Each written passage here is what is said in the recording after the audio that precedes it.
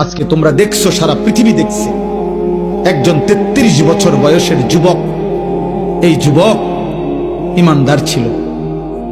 আমার প্রিয় ভাই, আমার কলিজার টুকরা ভাই, শহীদ শরীফ উসমান হাদি রাহমাতুল্লাহ আলাই, এই নওজোয়ান ইমানদার নওজোয়ান 5 ওয়াক্ত নামাজ সে পড়ত প্রতিদিন। খোদার কসম, ফজরের নামাজ সে জামাতে পড়ত, ফজরের জন্য বন্ধুদেরকে ডাকতো।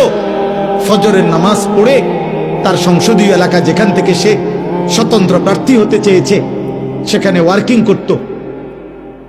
যেদিন গুলিবিদ্ধ হয়েছে সেদিন তো সে জুমার নামাজ পড়ে আল্লাহকে সেজদা দিয়ে মসজিদ থেকে বাইর হয়েছে। এর কিছুক্ষণের মধ্যেই সে গুলিবিদ্ধ হয়েছে। সে হাফেজে কোরআন ছিল, তার বাবা আলেম ছিলেন, তার বড় ভাই আলেম, সে মাদ্রাসার ছাত্র ছিল, সে আল্লাহকে ভালোবাসতো, পাক্কা ইমানদার ছিল।